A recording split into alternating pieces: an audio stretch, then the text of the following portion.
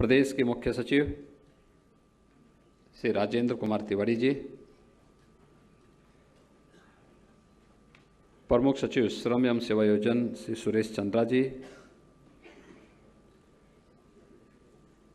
प्रमुख सचिव व्यावसायिक शिक्षा, तकनीकी शिक्षा, कौशल विकास श्रीमती एस राधा चौहान जी, मिशन निदेशक कुणाल सिल्मको जी, और आज के इस कार्यक्रम में उपस्थित सभी माननीय सांसदगण, माननीय विधायकगण, आईआईटी कानपुर और आईआईएम लखनऊ से यहाँ पर उपस्थित सभी अधिकारीगण और प्रदेश के विभिन्न जनपदों में उपस्थित हमारे प्रदेश की युवा ऊर्जा के प्रतीक हमारे प्रदेश के सभी युवा साथियों,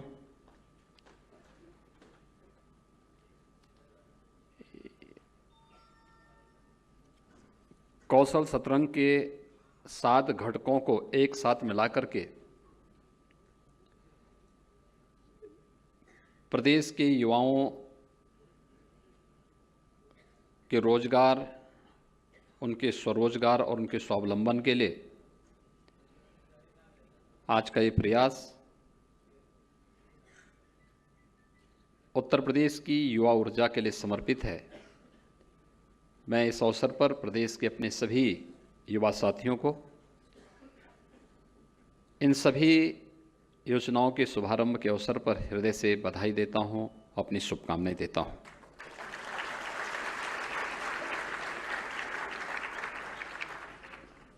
कार्य करने का अपना एक दृष्टिकोण होना चाहिए। वह दृष्टिकोण जब सकारात्मक होता है तो उसके परिणाम भी सकारात्मक होते हैं।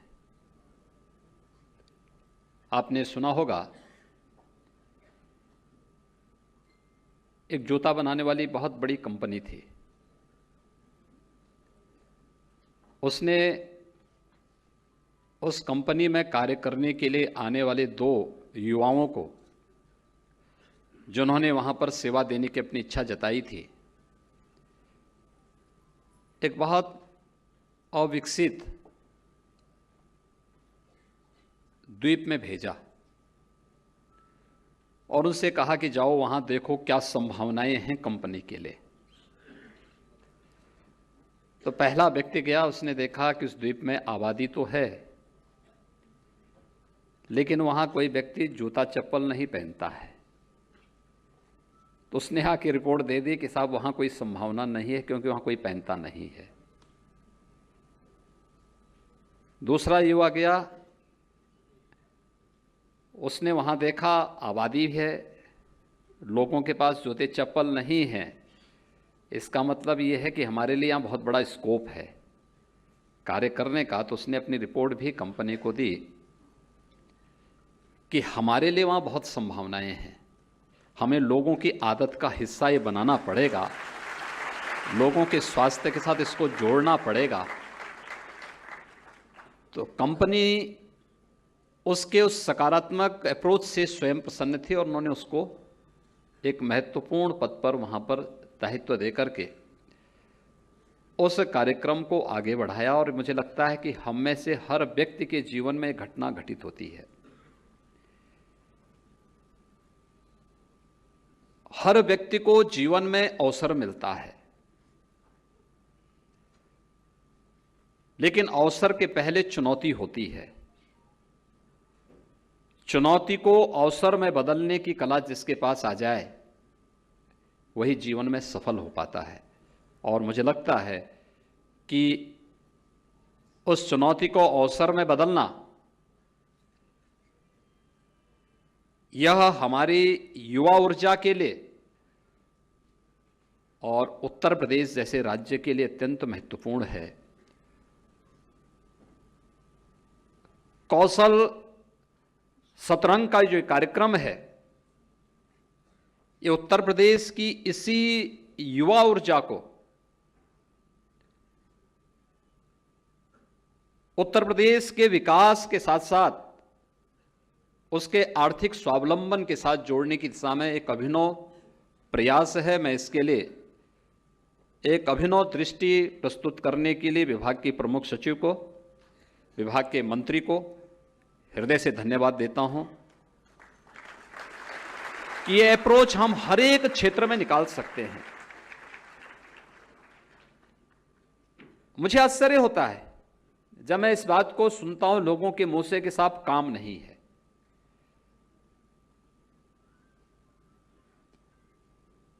हम सब इस बारे में जब सकारात्मक दृष्टिकोण रखेंगे तो हम लोग तय कर लेंगे कि कोई व्यक्ति ऐसा नहीं हो सकता जिसके पास कार्य का अभाव हो। ये ठीक उसी तर्ज पर एक छोटा सा उदाहरण आपके सामने, जिसका यहां पर कौशल सतरंग के कार्यक्रम में उसका उल्लेख भी किया गया है। उत्तर प्रदेश की प्रति व्यक्ति आय 1947 और 1950 के बीच में देश की प्रति व्यक्ति आय से अधिक थी। यानी उत्तर प्रदेश देश के किसी भी राज्य की तुलना में ज्यादा समृद्ध था। उत्तर प्रदेश का नागरिक ज्यादा खुशहाल था। लेकिन इसके बाद ये नीचे गिरावट आते आते इस स्तर पर पहुंचा कि आज के दिन पर उत्तर प्रदेश 2017 में जब हम लोग आए थे तब हम लोग नेशनल एवरेज से आधे से कम पे थे।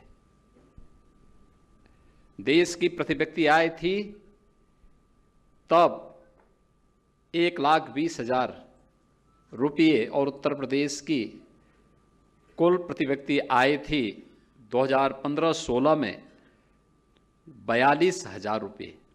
यानी हम 1/3 पे आकर पहुंच गए थे। ये स्थितियां क्यों पैदा हुई? आखिर उत्तर प्रदेश की प्रति व्यक्ति आय और उत्तर प्रदेश की जो यहां का जो जीडीपी थी वह देश के अंदर सबसे अच्छी क्यों थी? उसके पीछे का कारण क्या था? अगर आप देखेंगे, हो सकता है तब प्रदेश के अंदर 75 जनपद नहीं थे, लेकिन उत्तर प्रदेश के अंदर हर एक जनपद के पास सूक्ष्म, लघु और मध्यम उद्यम के अपने क्लस्टर मौजूद थे। हमारे उद्यमियों के पास हुनर था। उन्होंने अपने हुनर से उत्तर प्रदेश के लोगों के जीवन में खुशहाली लाने में उस समय के जो युवाओं की ऊर्जा का उपयोग करते हुए उसके माध्यम से उत्तर प्रदेश को देश और दुनिया में एक नई पहचान दिलाने का कार्य किया। लेकिन जब उन सब की पहचान को एक नई ऊंचाइयां देने का कार्य, समर्थन और उसका सहयोग शासन स्तर पर होना चाहिए था, तब उनकी उपेक्षा की गई।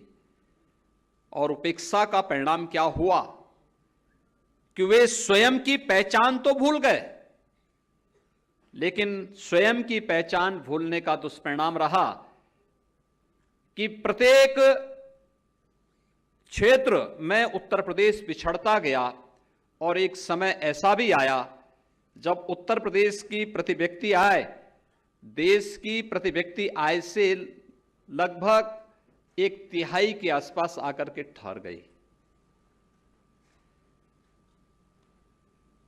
मैंने मुख्यमंत्री बनने के बाद जब आदरणीय प्रधानमंत्री जी ने इस बारे में देश के अंदर 2014 में अनेक कार्यक्रम प्रारंभ किए और खासतौर पर युवाओं को फोकस करते हुए, तो मैंने भी इस बात को देखने का प्रयास किया कि आखिर भारत की आजादी के साथ ही दुनिया के अंदर बहुत सारे देश ऐसे हैं जिन्हें उसी के आसपास आजादी मिली और उन्होंने अपनी यात्रा को उसी समय प्रारंभ भी किया।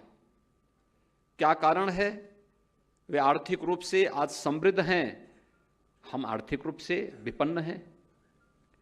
इसका कारण क्या है? आखिर कहां पे हमसे चूक हुई।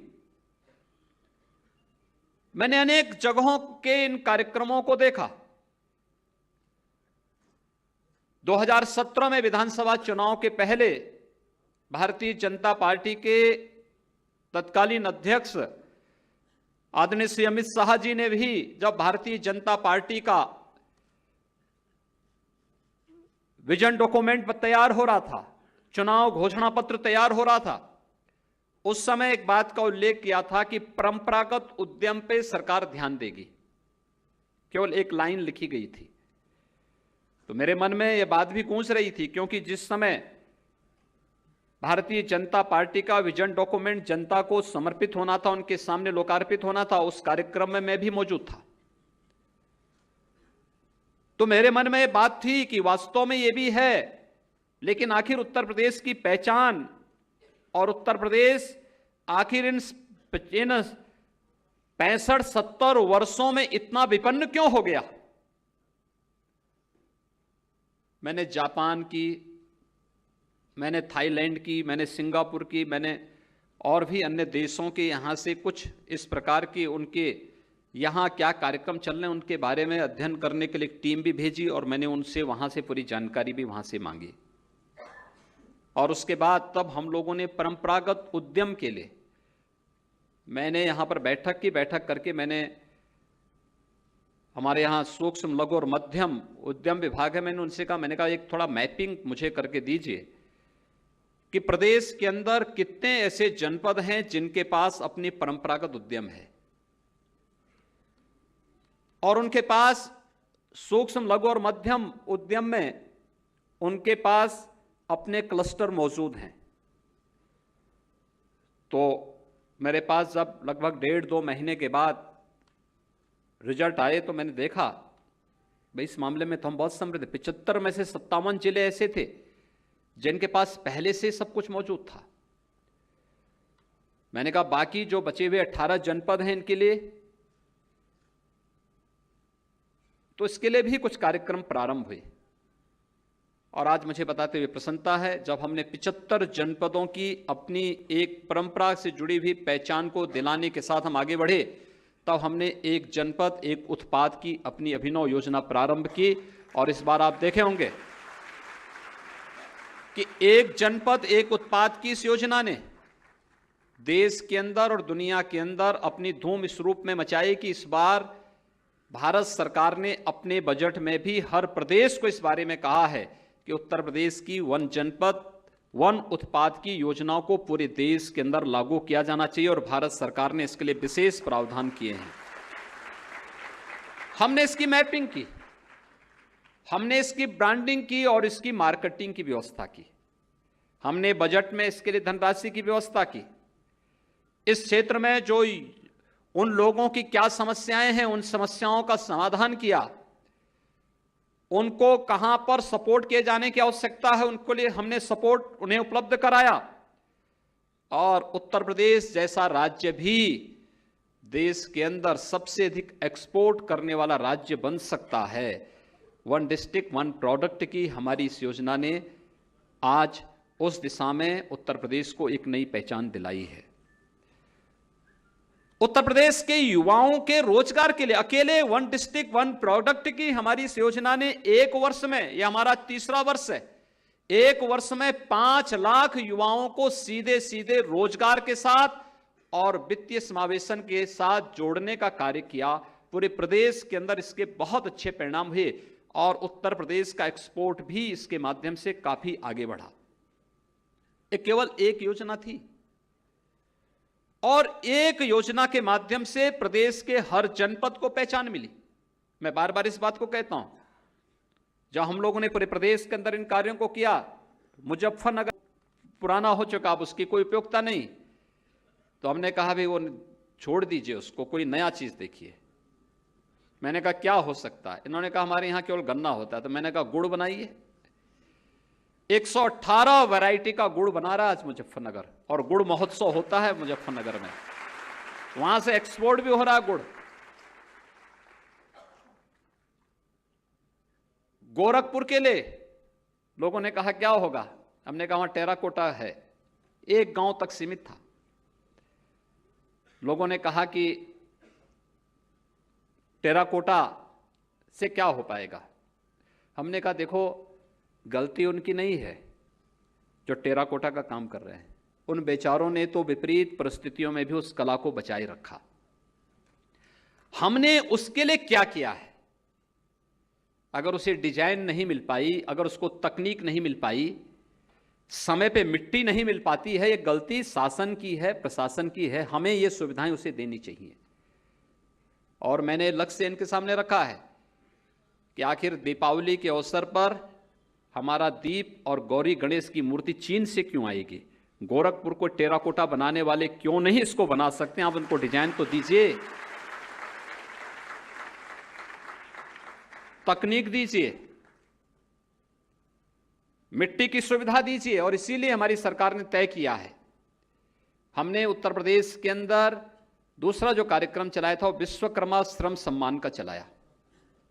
विश्वकर्मा श्रम सम्मान के माध्यम से परंपरागत जो शिल्पकार हैं, जो कारीगर हैं, जो गांव में रह करके गांधी जी के ग्राम स्वावलंबन के कार्यक्रम को मौन रूप से आगे बढ़ाने का कार्य कर रहे हैं और कई पीढ़ियों से कर रहे हैं, आखिर उनका भी तो सम्मान होना चाहिए। हमारा गांव का नाऊ है, गांव का मोची है, गांव का कारपेंटर है, गांव का राजमिस्त्री है, गांव का हलवाई है, गांव का लोहार है, गांव का सुनार है। गांव में कार्य करने वाला वह हर व्यक्ति जिसने परंपरागत रूप से एक पीढ़ी से दूसरी पीढ़ी तक उस ज्ञान का प्रचार तो किया, शासन की सुविधा पे कभी भी निर्भर नहीं रहा। सरकार दे न दे, लेकिन वह सीखेगा। बाप अगर कारपेंटरी का काम कर रहा है, पुत्र पढ़ा हो न लिखा हो, पढ़ा लिखा हो या न हो, लेकिन वह भी अपने पिता के साथ इसी कार्य को सीख करके अपने कार्यक्रम को आगे बढ़ा देता है। हमने कहा इनको एक व्यवस्थित प्रशिक्षण देने का कार्यक्रम, उनको छोटी छोटी पूंजी की आवश्यकता है, हम बैंकों से उसको जोड़ने का कार्य करें, टूल किट उपलब्ध कराने का कार्य करें। और यह कार्यक्रम भी युद्ध स्तर पर चला। आज हम प्रदेश के अंदर, मेरा यह मानना है कि उत्तर प्रदेश के अंदर हमारे पास 60,000 से अधिक ग्राम पंचायतें हैं, 653 से अधिक नगर निकाय हैं, 12,000 से अधिक वार्ड हैं। अगर आप इन सब को देखेंगे, लगभग 75,000 के आसपास लोगों को आप सीधे सीधे एक एक उसको ले लेंगे तो हर एक उसमें आपको 75,000 लोग नए रोजगार देने के लिए, आर्थिक स्वावलंबन की ओर अग्रसर करने के लिए नए लोगों की एक टीम खड़ी हो सकती है। कितने लोगों को आप देख सकते हैं। मैंने एक दिन अपने सामने बैठे बैठे विभाग को नोट कराया, मैंने कहा देखो आप इसको नोट करिए, नोट करिए, नोट करिए। 15 ऐसी चीजें हमने उसमें नोट की कि उन 15 में से प्रत्येक में 75,000 यूथ को हम आर्थिक स्वावलंबन की ओर अग्रसर कर सकते हैं, प्रत्येक में। अब अनुमान करिए कितना बड़ा कार्य उसके माध्यम से हम लोग करने की क्षमता अर्जित कर सकते हैं। माटी कला बोर्ड, हमने प्लास्टिक को बैन किया, और जब प्लास्टिक पे बैन होने की बात आई तो बहुत सारे लोगों ने इस पे आपत्ति की। कहा जब प्लास्टिक आप हटा रहे हैं, ये लोगों के जीवन का हिस्सा बन चुका है।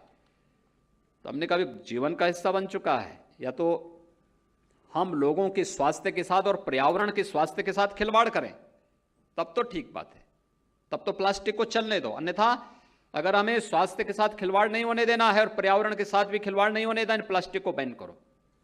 कहा इसका विकल्प क्या होगा? हमने कहा हम विकल्प दे रहे हैं, माटी कला बोर्ड काम करेगा। कहा माटी कला बोर्ड, हमने कहा माटी कला बोर्ड हम अप्रैल से जून तक सभी कुम्हार जाति से जुड़े हुए लोगों को जो मिट्टी के बर्तन बनाते हैं, इनको फ्री में प्रत्येक गांव और प्रत्येक नगर निकाय का तालाब देंगे। ये अप्रैल से जून तक मिट्टी निकाल करके अपने पास रख लें। हम इनका प्रशिक्षण दिलाएंगे, इनको डिजाइन देंगे, और डिजाइन और प्रशिक्षण के साथ साथ टेक्नोलॉजी के साथ साथ इन लोगों को हम टूल किट उपलब्ध कराएंगे। सोलर चाक हैं या इलेक्ट्रिक चाक हैं, हम इन्हें देंगे। इनकी कार्य क्षमता बढ़ेगी, कई गुना बढ़ जाएगी। जो कुम्हार अब तक 70-75 बर्तन एक दिन में बनाता है मैनुअल चाक में, अगर इलेक्ट्रिक और सोलर चाक हम इन्हें देंगे, 300 से 400 बर्तन यही बनाने लग जाएगा मिट्टी फ्री में, तो दाम कम होंगे और प्लास्टिक का एक नए सब्स्टिट्यूट समाज के सामने आएगा। न गौ माता मरेगी, न मनुष्य किसी बीमारी का शिकार होगा, और न ही हमारे पर्यावरण पर किसी प्रकार का कोई ग्रहण लगने वाला है। और आज मैं देखता हूं जिन लोगों ने प्रशिक्षण लिया बहुत अच्छे ढंग से कार्य कर रहे हैं। मुझे याद है जब मुझे पहली बार अयोध्या में दीपोत्सव का कार्यक्रम करना था, तो लोगों ने कहा क्या करेंगे, मैंने कहा 51,000 दीप जलाएंगे। अब 51,000 दीप जलाने के लिए कहां से इतने दीपक आएंगे?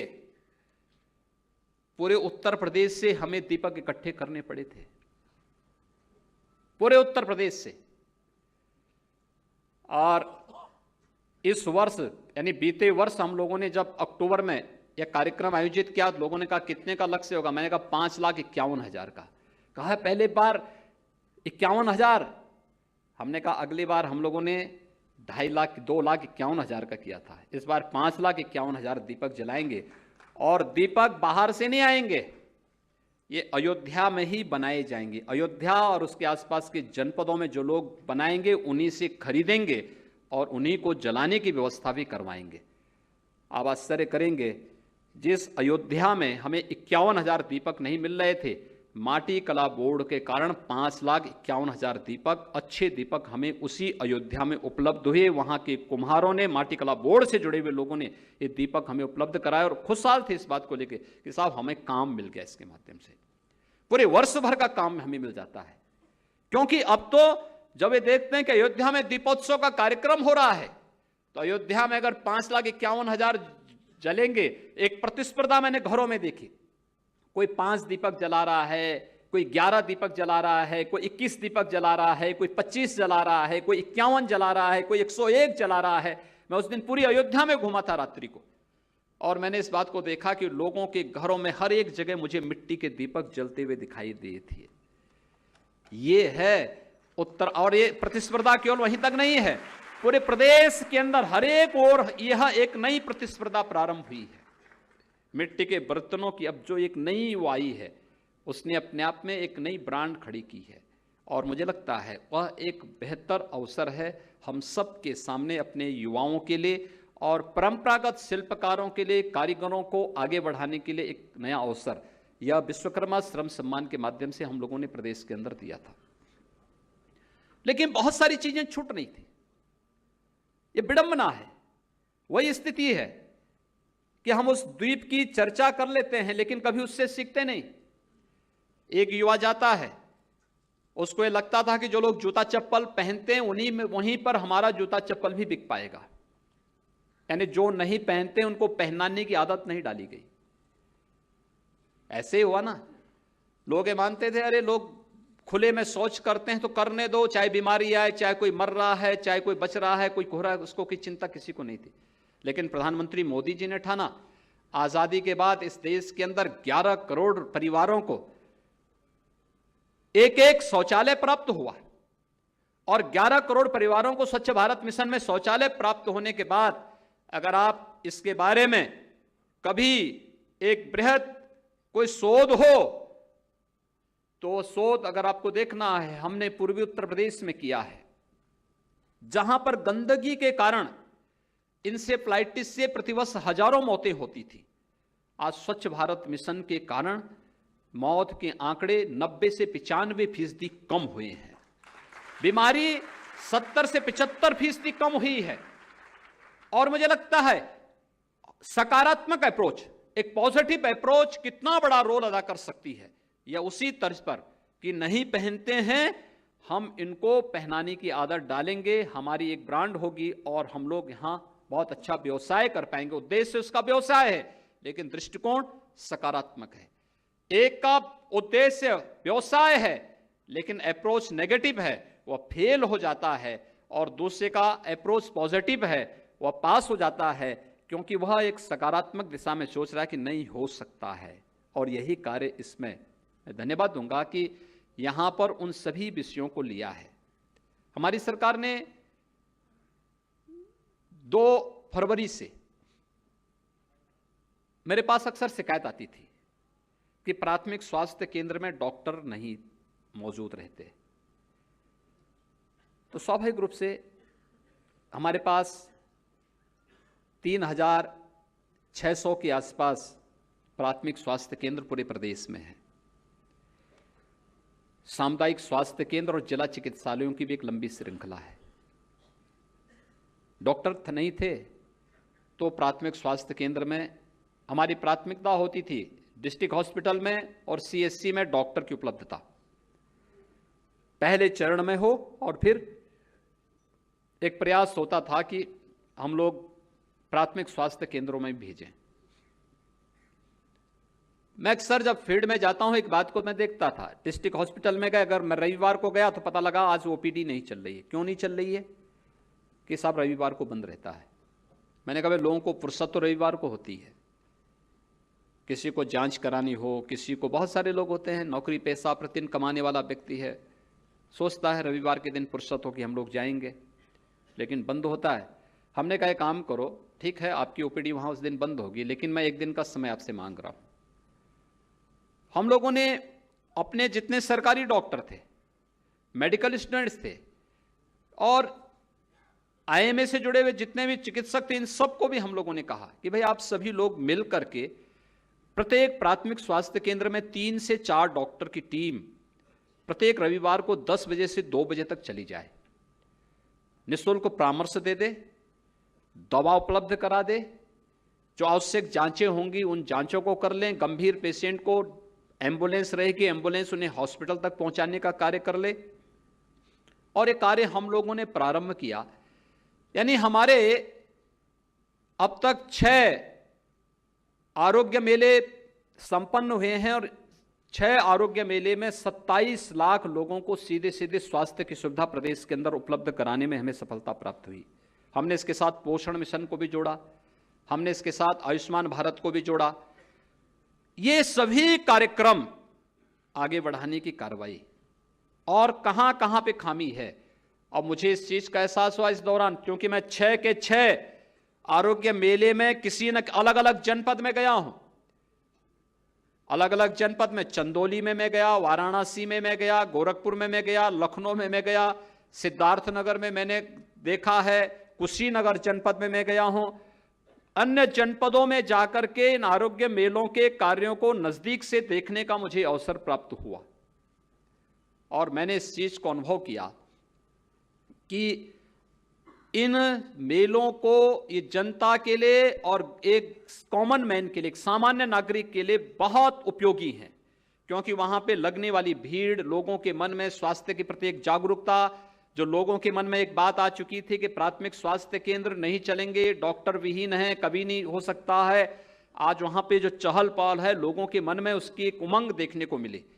तो हम लोगों ने तय किया कि वास्तव में ये बनी रहे, इसको हम और आगे बढ़ा सकते हैं। इसके लिए हर प्राथमिक स्वास्थ्य केंद्र के साथ हम एक आरोग्य मित्र भी उपलब्ध कराएंगे, जो स्वास्थ्य की, शासन की सभी योजनाओं को, पोषण की सभी योजनाओं को उस प्राथमिक स्वास्थ्य केंद्र का जो कमांड एरिया होगा, उस कमांड एरिया में उसका प्रचार प्रसार करने के साथ साथ वहां पे बेहतरीन सुविधा प्रत्येक नागरिक को उपलब्ध करा सके। इसके लिए हम लोग आज के दिन पर सबसे पहला कार्य तो आरोग्य मित्र की एक एक तैनाती हर एक प्राथमिक स्वास्थ्य केंद्र के साथ हम लोग करने की व्यवस्था करने जा रहे हैं, जिससे हर एक व्यक्ति को स्वास्थ्य के बारे में, पोषण मिशन के बारे में और साथ साथ शासन की इन योजनाओं को समाज के अंतिम पायदान पर बैठे हुए व्यक्ति तक पहुंचाने के लिए कार्य किया जा सकता है। इस दृष्टि से एक कार्यक्रम हम लोग प्रारंभ करने जा रहे हैं। दूसरा, मैं एक बात को लेकर के अक्सर मुझे उसमें हंसी भी आती है और उस बात को लेकर के चिंता भी होती है। एक तरफ हमारे पास शिक्षित बेरोजगारों की एक टीम है और दूसरी तरफ निरक्षरता से भी जूझ रहे लोगों की भी एक टीम है।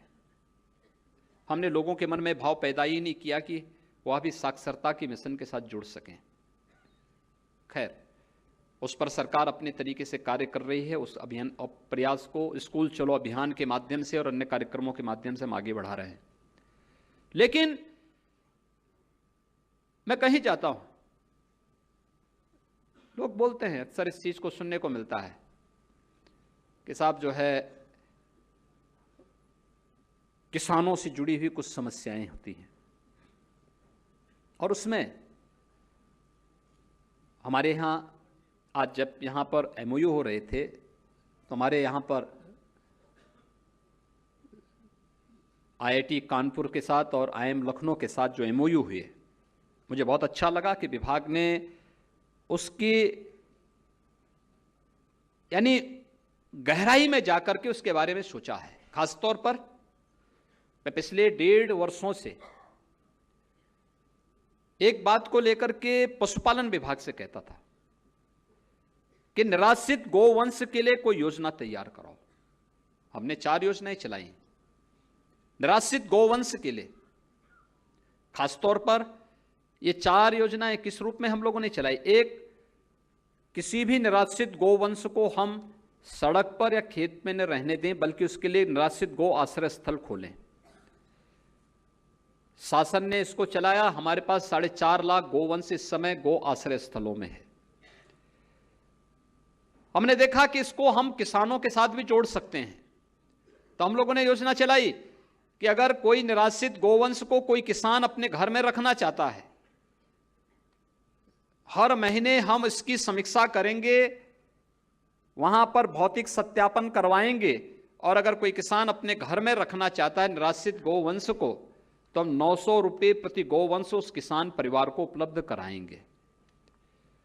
ये भी चल रही है। लगभग 50,000 गोवंश इस रूप में हमने किसान परिवारों को उपलब्ध कराया है।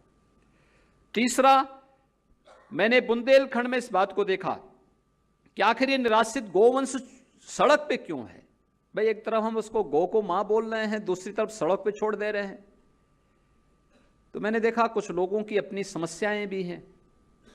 खासतौर पर गाय 100 ग्राम 150 ग्राम दूध देती है, तो क्या हम इसको उन्नत नस्ल की तरफ ले जा सकते हैं? इसका एक अभियान को आगे बढ़ाने की कार्रवाई। चौथा, हमने इस बात को देखा कि बहुत सारी जगह, मैं वृंदावन में गया था एक गौशाला में, लगभग 50,000 गोवंश उस गौशाला में है, और 50,000 गोवंश में मैं इस बात को देखा कि एक बड़ी संख्या वहां बछड़ों की थी। मैंने कहा इनका कोई उपयोगिता? कहा नहीं। हमने कहा कोई तकनीक आई है कि बछड़े ना हो बछिया ज्यादा हो, और तकनीक भी आ गई। हमने उस तकनीक को भी साथ साथ देना प्रारंभ किया। लेकिन एक चैलेंज था, भाई कोई भी कार्य आप तब प्रभावी ढंग से लागू कर सकते हैं जब एक इकाई विशेष को, जिसको आपने पूरी तरह सैचुरेट किया, करने की दिशा में आप आगे बढ़े, उसके लीकेजेज को आप रोक दें। अब मैंने कहीं मैं जाता हूं तो अगल बगल के लोग कहते हैं साहब हमारे यहां तो कंट्रोल है, लेकिन ये बगल से लोग वहां से भेज देते हैं, किसी राज्य से, किसी देश से यहां गायों को भेज दे रहे हैं। तो हमने कहा एक काम करो, इनको एयर टेक कर लो।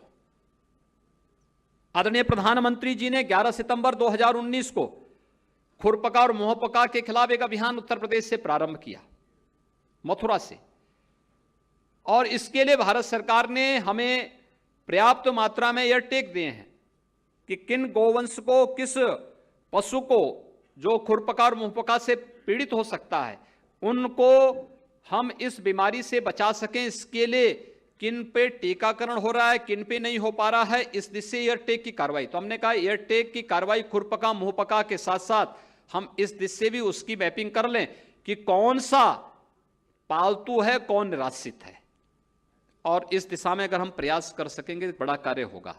लेकिन इसके साथ ही बहुत सारी चीजें इसके साथ जुड़ सकती हैं। ये चीजें तो एक सामान्य योजना शासन की है, और खासतौर पर उसके साथ कैसे हम रोजगार को उसके साथ जोड़ सकते हैं, वह है जीरो बजट खेती का। यानी कोई केमिकल नहीं, कोई फर्टिलाइजर नहीं, कोई पेस्टिसाइड नहीं, केवल एक गाय, एक निराश्रित गोवंश, एक किसान की एक वर्ष में 30 एकड़ खेती के लिए पर्याप्त मात्रा में वह फर्टिलाइजर भी दे सकती है, पेस्टिसाइड भी दे सकती है, और केमिकल भी उसे उपलब्ध करा सकती है। और खेत जैविक खेती की तुलना में या किसी भी अन्य सामान्य खेती की तुलना में कहीं अच्छा उत्पादन उसका है, बहुत अच्छे परिणाम उसके आए हैं। हमने अभी 1038 ग्राम पंचायतों का, जो गंगा किनारे के गांव हैं, उन गांवों के प्रत्येक गांव के एक एक दो दो प्रतिनिधियों का हम लोगों ने एक विशेष प्रशिक्षण कानपुर में चंद्रशेखर आजाद कृषि और प्रौद्योगिकी विश्वविद्यालय में करवाया है।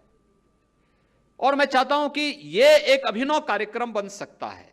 हम लोग किसी क्षेत्र विशेष को जैविक खेती की दृष्टि से, क्योंकि जैविक खेती में उर्वरक की खपत बहुत ज्यादा है और खेती को अपनी सामान्य स्थिति में आने में कम से कम उसका एक जो साइकिल है उस साइकिल में उसको आने में समय लगता है। लेकिन जीरो बजट खेती में पहले ही वर्ष में किसान उतना से अधिक उत्पादन कर सकता है जितना केमिकल फर्टिलाइजर या किसी पेस्टिसाइड को डालने से होता है। बहुत सारे लोग इसके साथ जुड़ सकते हैं। जैविक खेती का अपना एक अलग वो है और उसका जो बाजार में जो मार्केट है उसके भी मार्केट में जो दाम है उसके बहुत अच्छे मिल सकते हैं, बहुत अच्छा मिल सकता है। बहुत सारे यूथ को हम या किसी एक क्षेत्र विशेष को हम एक क्लस्टर के रूप में इसके साथ विकसित कर सकते हैं कि नहीं, ये क्लस्टर होगा हमारा जो जिसपे हम लोग जीरो बजट खेती यानी जिसको आप जैविक खेती कह सकते हैं उसके माध्यम से हम इसको आगे बढ़ा सकते हैं। लकड़ी की खपत को हम कम कर सकते हैं, खासतौर पर यज्ञ है या शमशान घाट में जब अंतिम संस्कार होता है बड़ी मात्रा में लकड़ी की खपत होती है।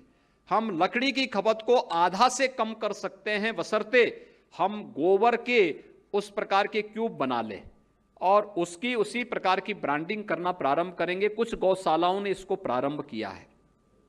या बहुत सारे ऐसे उत्पाद जो गोवंश से तैयार हो सकते हैं, उनके गौमूत्र से, गोबर से या अन्य उससे तैयार हो सकते हैं, जिसकी मार्केट वैल्यू हो, उसकी बारे में उसकी मार्केटिंग के लिए, उसकी ब्रांडिंग के लिए तैयारी करना, उस पर शोध करना, उसको उस कार्यक्रम को व्यवस्थित तरीके से आगे बढ़ाना, एक बहुत अच्छा कार्यक्रम इसके साथ चल सकता है। हमें इस दिशा में भी एक कार्यक्रम, मुझे लगता है व्यापक रोजगार भी और स्वरोजगार भी इसके माध्यम से अर्जित करने की एक कार्यवाही हम आगे बढ़ा सकते हैं। ये कार्यक्रम हर एक जनपद में हर एक स्तर पर आगे बढ़ सकता है। हमें इस दिशा में उस प्रयास के साथ जुड़ने की आवश्यकता है और इस दिशा से प्रदेश सरकार ने जो आज यहां पर आज 7 जो कार्यक्रम कौशल सतरंग के कार्यक्रम प्रारंभ हो रहे हैं, भाई हमने अपने पूरी दिनचर्या को 7 दिवसों में वितरित किया है और हमारी कार्यक्रम भी उसी तरीके से विभाजित होते हैं। सूर्य की 7 किरणें होती हैं और इंद्रधनुष के भी 7 रंग होते हैं जो अपने आप में एक पूर्णता के प्रतीक हैं और उस पूर्णता को आगे बढ़ाने के लिए ही युवाओं को समर्पित है, जिसमें सीएम युवा हब पहला कार्यक्रम है, जिसमें मुख्यमंत्री युवा उद्यमिता विकास अभियान का कार्यक्रम है। हर एक जनपद में इसके लिए कार्यक्रम प्रारंभ करना, हर एक जनपद को युवा हब के रूप में विकसित करें, 30,000 से अधिक स्टार्टअप तैयार करना प्रदेश के अंदर पहले चरण में बहुत बड़ा कार्यक्रम होगा। हमने स्टार्टअप के लिए भी बजट में व्यवस्था की है और साथ साथ हम लोगों ने अलग अलग तरीके से भी इसकी व्यवस्था की है।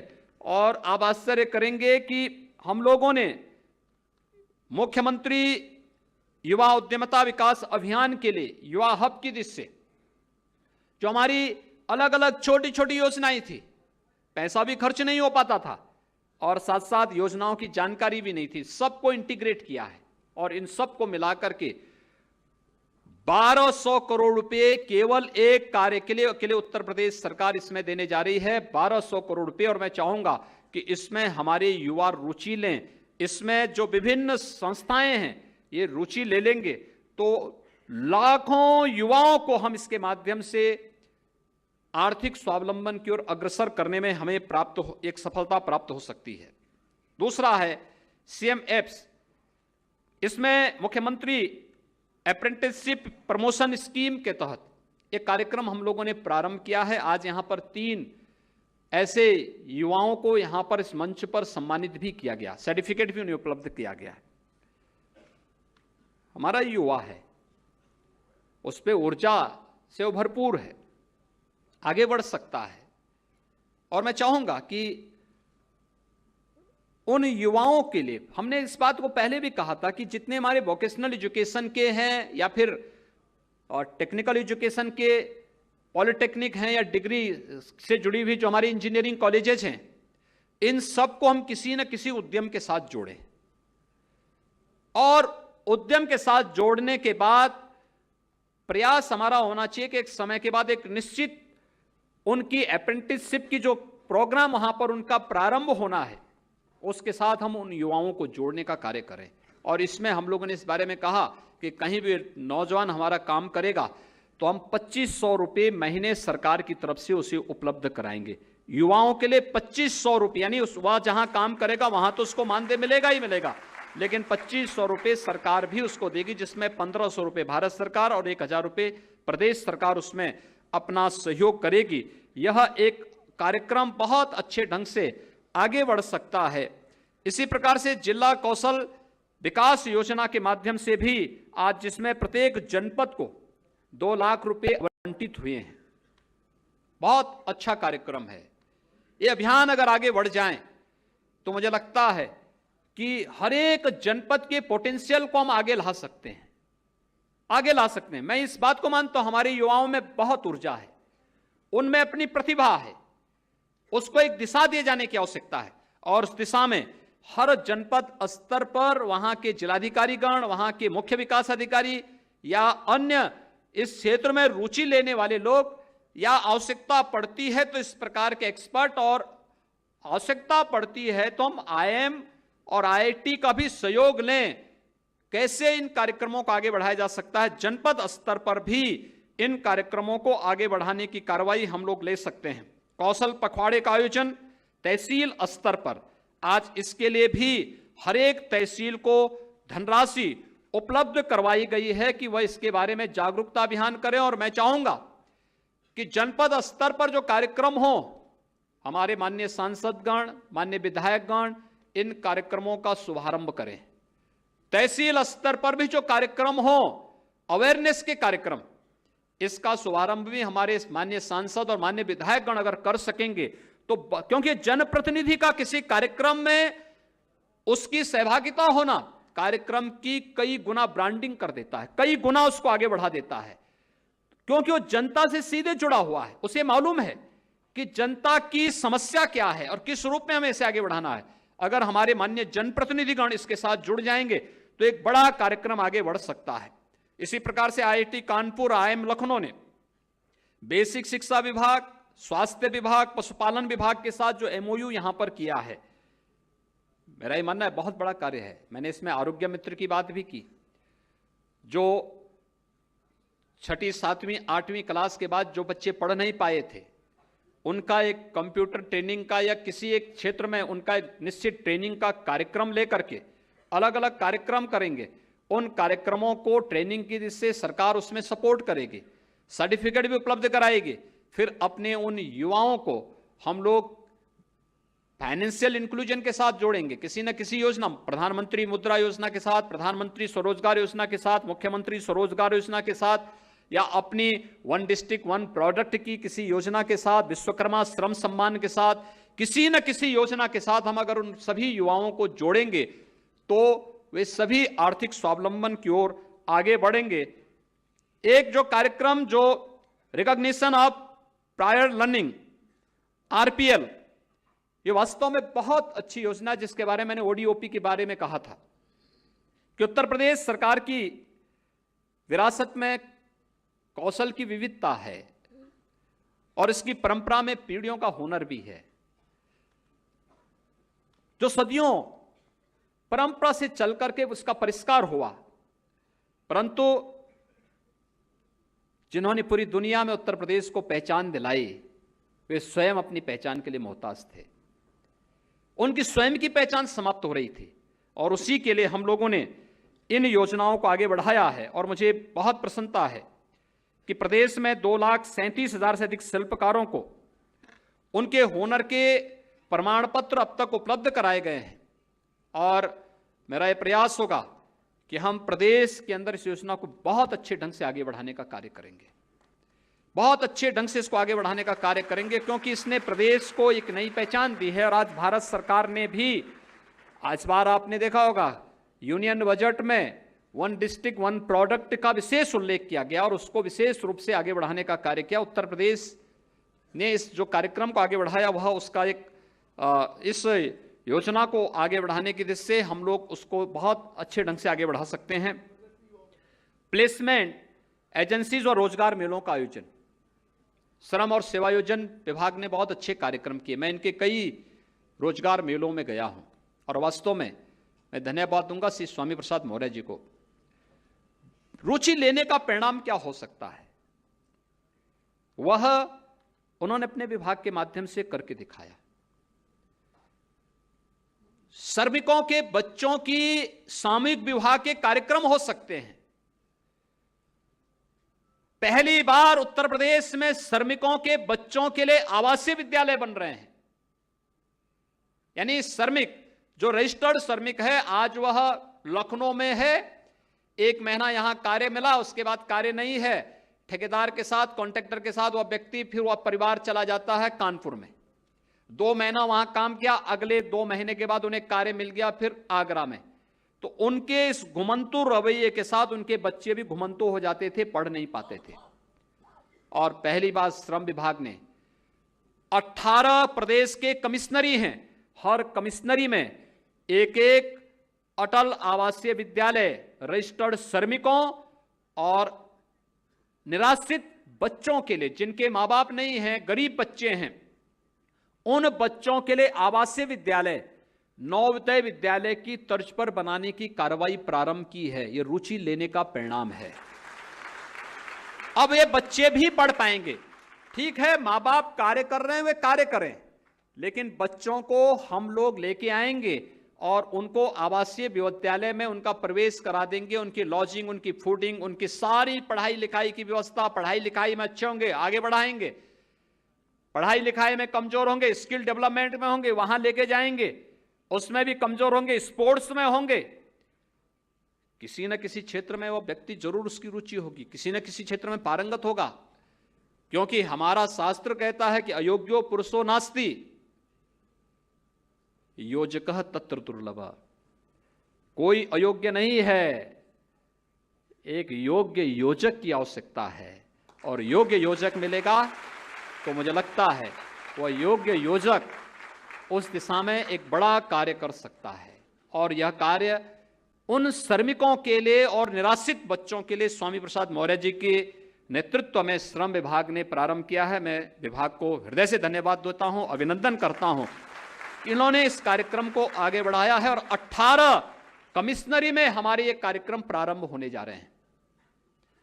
साथ साथ रोजगार के कार्यक्रम, मैं स्वयं भी वाराणसी में भी, गाजीपुर में भी और गोरखपुर के 2 रोजगार मेलों में गया था। अभी मैं 2 महीने पहले भी गोरखपुर में एक रोजगार मेले में गया था और मैंने देखा वहां पर यानी 15,000 यूथ आया था वहां पे और 15,000 में से 9,000 लोगों को वहां पर सीधे सीधे प्लेसमेंट की सुविधा प्राप्त हुई। कंपनियां आई, उन्होंने वहां पर सिलेक्शन किया, सिलेक्शन करने के बाद उनको लेटर वहां पर जारी किया।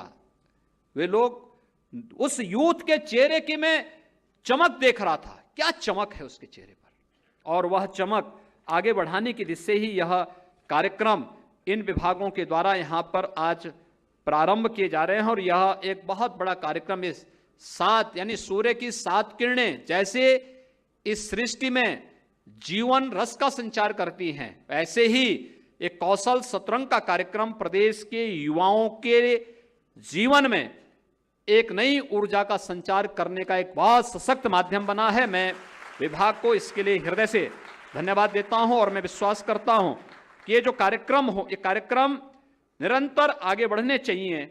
इन कार्यक्रमों के माध्यम से हम लोग प्रदेश के अंदर लाखों युवाओं को, क्योंकि अब प्रदेश एक नई दिशा में आगे बढ़ चुका है। आज प्रदेश में मैं देख रहा था, इधर 3 वर्षों की सरकार की कार्य पद्धति को लेकर के हमारा कार्यक्रम चल रहा है और मैं इस बात को देख रहा हूं कि पहली बार वर्षों के बाद यह स्थिति पैदा हो रही है कि जब हम लोगों ने सार्वजनिक और निजी निवेश को प्रदेश के अंदर 3 लाख करोड़ से अधिक का निवेश केवल प्रदेश में औद्योगिक निवेश पे इतना पैसा हम लोगों ने प्रदेश के अंदर करने में खर्च हुए हैं, जिसके माध्यम से हम लोग प्रदेश के अंदर 33 लाख से अधिक युवाओं को सीधे सीधे नौकरी और रोजगार के साथ जोड़ने की कार्रवाई कर रहे हैं। बहुत बड़ा कार्यक्रम, बहुत बड़ा अभियान चल रहा है। इंफ्रास्ट्रक्चर के लिए जितनी बड़ी योजनाएं चल रही हैं, आज उसमें कमी नहीं है किसी भी कार्य के लिए। आवश्यकता है अपने इन युवाओं के इस हुनर में एक निखार लाने की, इनके स्किल को डेवलप करने की, और यह प्रधानमंत्री मोदी जी के अनुकंपा से कार्यक्रम पूरे देश के अंदर चल रहा है और इस कार्यक्रम को आज एक नई ऊंचाइयों तक आगे बढ़ाने का कार्य विभाग ने किया है। मैं इन दोनों अपने मंत्रियों को, श्री स्वामी प्रसाद मौर्य जी को, श्री कपिल अग्रवाल जी को और दोनों प्रमुख सचिव को, यहाँ पर जो इस विभाग के प्रमुख सचिवगण हैं, तकनीकी शिक्षा, व्यावसायिक शिक्षा और कौशल विकास की प्रमुख सचिव श्रीमती एस राधा चौहान जी और प्रमुख सचिव श्रम और सेवा योजन श्री सुरेश चंद्रा जी, जिन्होंने इस कार्यक्रम को आगे बढ़ाया है, मैं हृदय से धन्यवाद दूंगा कि एक अच्छा कार्यक्रम इन्होंने दिया है। मुझे विश्वास है कि कौशल सतरंग का एक कार्यक्रम जैसे व्यावसायिक और कौशल विकास विभाग ने आज यहां पर दिया है, तो व्यावसायिक शिक्षा और कौशल विकास अगर इस कार्यक्रम को कर सकता है, अन्य विभाग भी अपने यहां इस प्रकार की संभावनाओं को तलाश सकते हैं। और तलाशने के लिए वह एक सकारात्मक दृष्टिकोण हमें अपनाना पड़ेगा। इस सकारात्मक दृष्टिकोण की आज सबसे बड़ी आवश्यकता है। मैं एक बार फिर से विभाग को इस कार्यक्रम के लिए हृदय से धन्यवाद देता हूं। आप सभी प्रदेश के युवाओं का अभिनंदन करता हूं, आपको बधाई देता हूं और विश्वास व्यक्त करता हूं कि कौशल सतरंग के इस कार्यक्रम से आप सब लाभान्वित होकर के अपनी ऊर्जा और अपनी प्रतिभा का लाभ प्रदेश के विकास के लिए देंगे और प्रदेश की इकोनॉमी को आदरणीय प्रधानमंत्री जी के संकल्पनाओं के अनुरूप आगे बढ़ाने के लिए जो $5 ट्रिलियन की इकोनॉमी, भारत की इकोनॉमी बनाने की कार्रवाई पर युद्ध स्तर पर कार्य हो रहा है, उत्तर प्रदेश की इकोनॉमी को भी एक नई रफ्तार आप सब अपनी ऊर्जा से देंगे। आप सबके प्रति मेरी शुभकामनाएं। धन्यवाद। जय हिंद।